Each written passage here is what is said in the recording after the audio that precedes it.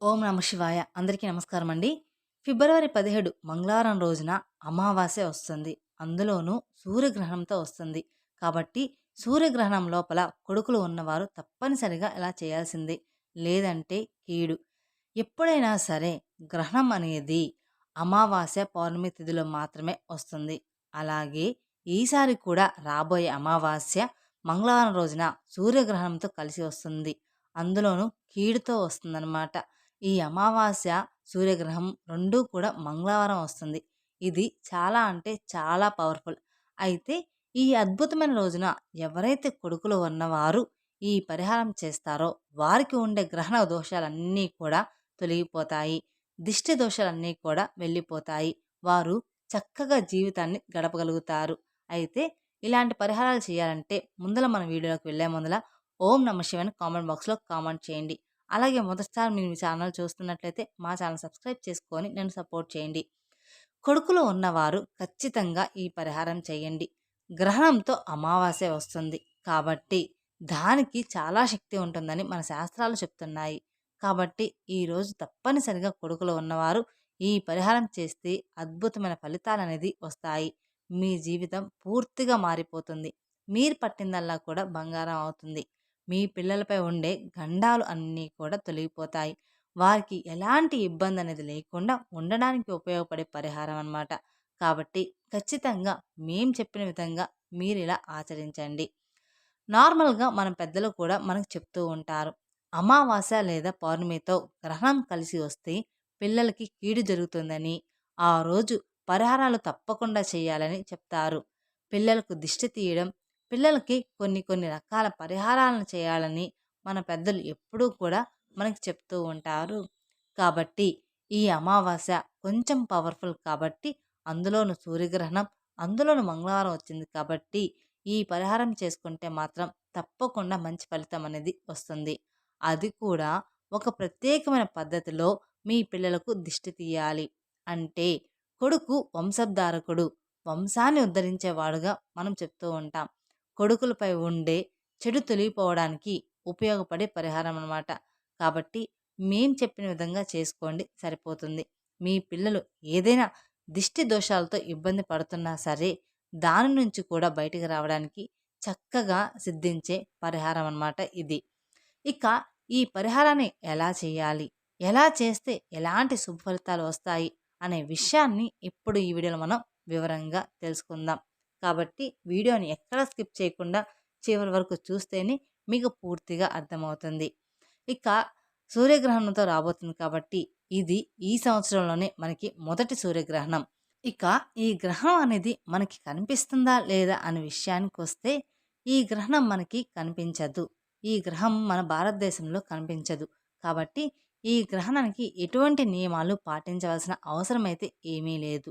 కానీ గ్రహ ప్రభావం మాత్రం తప్పకుండా ఉంటుంది. అంటే పుట్టు విడుపు స్నానాలు అలాంటివన్నమాట. ఆహారం మీద దర్భగుడి వెయ్యబడవలసిన అవసరం కూడా ఏమీ లేదు. అలాగే దేవాలయాలు కూడా ఏమీ కూడా క్లోజ్ చేయరు.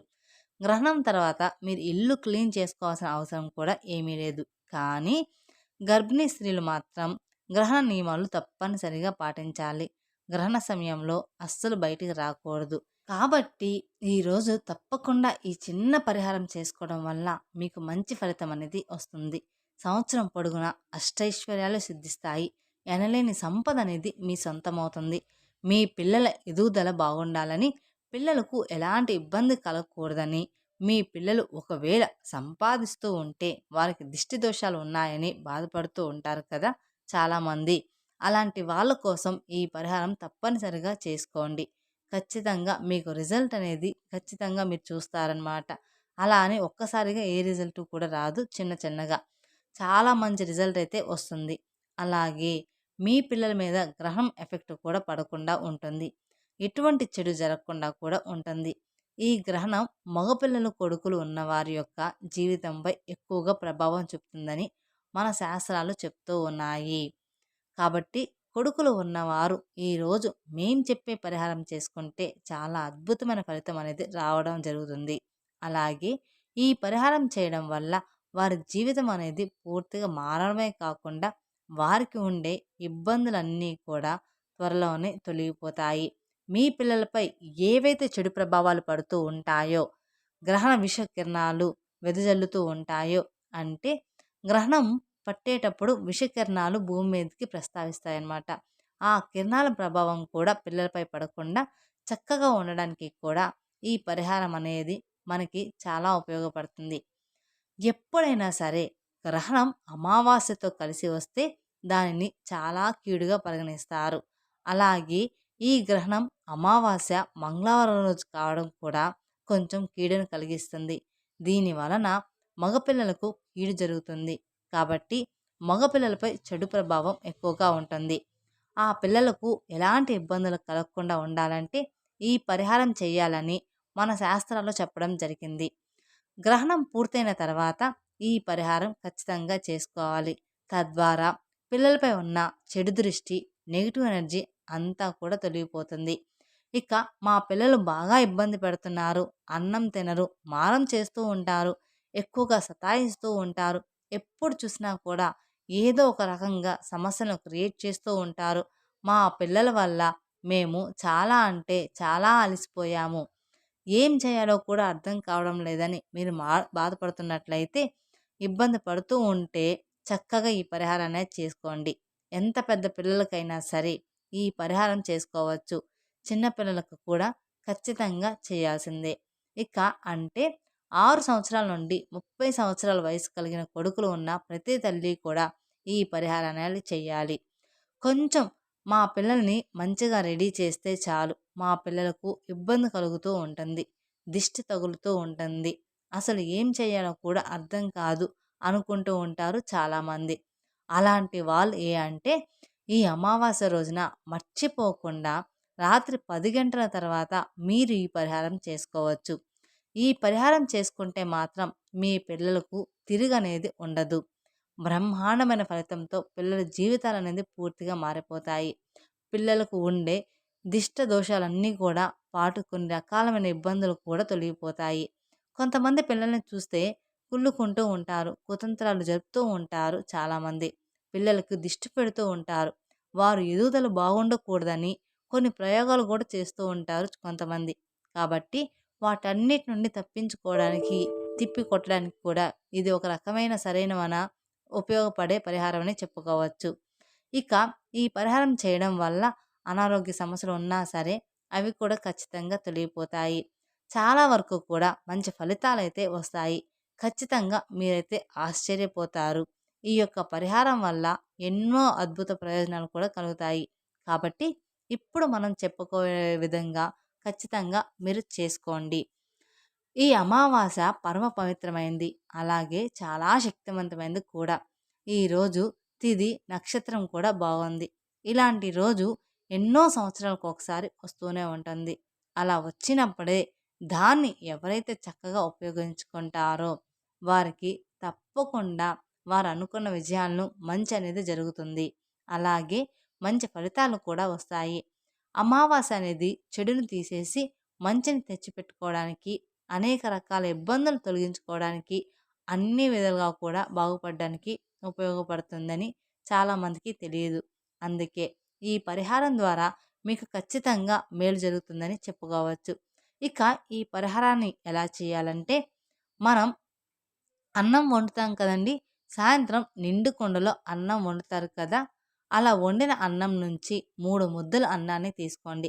ఖచ్చితంగా అన్నంతోని ఈ పరిహారం చేయాలి. ఇలా మనం సాయంత్రం పూట అన్నం వండుకున్న తర్వాత అందులో నుంచి 3 ముద్దల అన్నాన్ని తీసుకోండి. దానిలో పాటు మనకు కొంచెం ఒక కోడిగుడ్డు కూడా కావాలి. అందులోకి ఒక కోడిగుడ్డుని కూడా తీసుకోండనమాట అన్నంతో పాటు.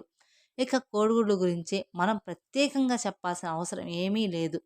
కోడిగుడ్లు దిష్టికి చక్కగా పనిచేస్తుంది. గుడ్డుతో ఏ పరిహారం చేసినా మంచి ఫలితం అనేది వస్తుంది. పిల్లలకు చిన్న చిన్న అనారోగ్య సమస్యలు వస్తూ ఉంటాయి కదా! అటువంటి అనారోగ్య సమస్యలను కూడా కోడిగుడ్డుతో మీరు ఖచ్చితంగా తొలగించుకోవచ్చు. ఇది చాలామందికి తెలియదు. ఇలా మీరు నిండుకుండా అన్నాన్ని తీసుకోండి. 3 ముద్దలు చేసుకోండి. అలా 3 ముద్దలు చేసిన తర్వాత ఒకటి వచ్చేసి ఎరుపు రంగులో ఉండాలి. ఇంకొకటి ఇంకో ముద్దకి కుంకుమ కలపండి. ఆ తర్వాత ఇంకోటి వచ్చేసి పసుపుతో చేయండి. మూడో ముద్దను తెలుపు రంగులో ఉంచేయండి అన్నమాట. ఒకటి ఎరుపు, ఒకటి పసుపు, ఒకటి తెలుపు. ఇలా ఈ 3 ముద్దలు తయారు చేసుకున్న తర్వాత ఒక కోడిగుడ్డుని తీసుకోండి. తీసుకున్న తర్వాత దానిపైన ఖచ్చితంగా సర్కిల్ వేయాలి. ఆ సర్కిల్‌కి దిష్టి బొమ్మలాగా కళ్ళు పెట్టాలి. ఎందుకంటే కోడిగుడ్లపై ఇలా వేస్తే మీ పిల్లలకు ఏదైనా సరే కొంచెం గాలి ఉన్నా, కొంచెం ధూళి ఉన్నా అన్నీ కూడా తొలగిపోతాయి. కనుక ఈ 3 ముద్దలను ఒక ప్లేట్‌లో పెట్టండి. ఈ 3 ముద్దల మధ్యలో కోడిగుడ్లను కూడా పెట్టండి. ఆ తర్వాత మీ కొడుకుని ఒక చోట కూర్చోబెట్టి ఆ ముద్దలు పెట్టిన ఆ ప్లేట్‌తో దిష్టిలాగా తీయండనమాట. మీ కొడుకుని కూర్చోబెట్టి తీయండి. 7 సార్లు సవ్య దిశలో, 7 సార్లు అపసవ్య దిశలో పిల్లల్ని చుట్టూ తిప్పండి సరిపోతుంది. మీకు ఎంతమంది కొడుకులున్నా వారందరికీ కూడా ఈ ఒక్క ప్లేట్‌తోనే దిష్టి తీయాలి. తర్వాత ఈ అన్నం ముద్దల్ని, గుడ్డుని ఒక కవర్‌లో వేసేసి గుడ్డు పగలకుండా ఎవ్వరు తిరగని ప్రదేశంలో పడేసి రావాలన్నమాట. వెనక్కి తిరిగి చూడకుండా ఆ గుడ్డుల్ని అక్కడ పగలకుండా పెట్టి రావాలన్నమాట. ఇక వెనక్కి తిరిగి చూడకుండా ఖచ్చితంగా ఇంటికి రావాలి. అంటే 4 దారులు కలిసే చోట లేదా 3 దారులు కలిసే చోటలో రోడ్డు పక్కన పడేసి రావాలి. అలా పడేసి ఇంటికి వచ్చిన తర్వాత మీ పిల్లలకు కాళ్ళు, చేతులు చక్కగా కడిగి వారి యొక్క దుస్తులను కూడా ఖచ్చితంగా వెంటనే మార్చేసేయండి. ఇక అలాగే దిష్టి తీసిన వారు కూడా కాళ్ళు, చేతులు, మొహం శుభ్రంగా కడుక్కొని ఇంటి లోపలికి వెళ్ళండి. ఇలా చేసి చూడండి. మీకే అర్థమైపోతుంది. అంటే మీ పిల్లలు ఇంతకు ముందు ఎలా ఉన్నారు? ఇక ఇప్పటి నుంచి మీరు గమనించండి. ఇక్కడ నుండి ఎలా ఉండబోతున్నారు అనేది కూడా. ఇక వారి ఎదుగుదల ఎలా ఉంది? వారు ఎంత యాక్టివ్‌గా ఉన్నారు అనేది కూడా మీకు ఖచ్చితంగా తెలిసిపోతుంది. ఒక్క రోజులోనే మార్పనేది తెలీదు. రోజు రోజుకి కొంచెం కొంచెంగా మార్పనేది మీకు అర్థమవుతుంది. కాబట్టి ఈ పరిహారాన్ని కొడుకులో ఉన్న ప్రతి ఒక్కరూ ఆచరించండి. ఇది చాలా అంటే చాలా నార్మల్‌గా అనుసరించే పరిహారం. దీనికి పెద్దగా మనం ఎక్కడా కూడా శ్రమించాల్సిన అవసరమైతే ఏమీ కూడా లేదు. కష్టపడాల్సిన అవసరం కూడా ఏమీ లేదు. చాలా ఈజీగా చేసుకునే పరిహారం ఇది. ఇక 3 అన్నం ముద్దలు, ఒక కోడిగుడ్డును ఈ పరిహారానికి వాడుతున్నాం. కాబట్టి బ్రహ్మాండమైన ఫలితాలు వస్తాయి. ఇది మన పూర్వీకులు చేసుకున్న పరిహారం. ఎవరైనా సరే ఈ పరిహారాన్ని ఖచ్చితంగా చేయవచ్చనమాట. వీళ్ళే చేయాలని రూల్ ఏమీ లేదు. ఎవరైనా సరే చేసుకోవచ్చు. దిష్టి మాత్రం ఇంట్లోని పెద్దవాళ్ళతో మాత్రమే తీయించండి. మీ ప్రాంతాన్ని బట్టి ఎలాగైతే మీరు దిష్టి తీస్తారో అలా దిష్టి తీయించండి. పిల్లలు కొంచెం డల్‌గా ఉన్నా, కొంచెం అనారోగ్యంతో ఉన్నా, కొంచెం మీ మాట వినకపోతున్నా వెంటనే దాని నుంచి కొంచెం ఉపశమనం అనేది కలుగుతుంది. వెంటనే పూర్తిగా తొలగిపోదు. వెంటనే ఫలితం అనేది కూడా రాదు. ఒక రాత్రి నిద్రించిన తర్వాత ఫలితం అనేది చిన్నగా వస్తూ ఉంటుంది. మీ పిల్లలు తరచూ ఏడుస్తూ ఉన్నారు అంటే ఈ పరిహారం చేసిన తర్వాత వాళ్ళ ఏడుపు కూడా కొంచెం కొంచెంగా మానేస్తూ ఉంటారనమాట. అది మీరు గమనించండి. కాబట్టి ఈ అమావాస్య రోజు కొడుకులు ఉన్నవారు ఖచ్చితంగా ఈ పరిహారం అనేది చేసుకోండి. తద్వారా మంచి ఫలితాన్ని మీరు పొందండి. మీ జీవితాన్ని పూర్తిగా మార్చుకోండి. మీ కొడుకుల జీవితాలను కూడా మార్చేయండి. వారు ఎటువంటి చెడు దృష్టి తగలకుండా, చెరుకు జరగకుండా ఖచ్చితంగా మీరే కాపాడుకోండి. అలాగే మీ ఇంట్లో ఆడపిల్లలు ఉన్నా సరే ఈ పరిహారాన్ని చేసుకోవచ్చు. తప్పేమీ లేదు.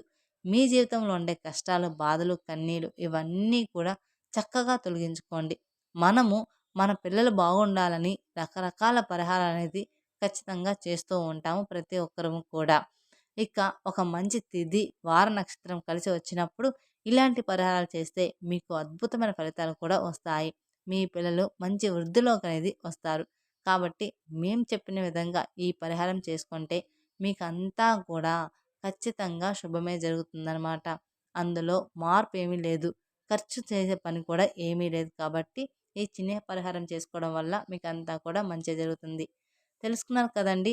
సూర్యగ్రహణం అమావాస్యతో వస్తుంది. అందులోనూ మంగళవారం వస్తుంది. కాబట్టి కొడుకులు ఉన్నవారు తప్పనిసరిగా ఇలా చేయండి. లేదంటే మాత్రం కీడనేది వస్తుందనమాట. ఈ వీడియో గనక మీకు నచ్చినట్లయితే మరికొందరికి షేర్ చేయండి. అలాగే మొదటిసారి మా ఛానల్ చూస్తున్నట్లయితే మా ఛానల్ సబ్స్క్రైబ్ చేసుకొని నన్ను సపోర్ట్ చేయండి. Thank you for watching my video. ఓం నమః శివాయ. మరిన్ని అప్డేట్స్ కోసం పక్కన ఉన్న బెల్ ఐకాన్ ప్రెస్ చేస్తే మా వీడియోస్ మొత్తం మీకు నోటిఫికేషన్ ద్వారా అందుతాయి. Thank you.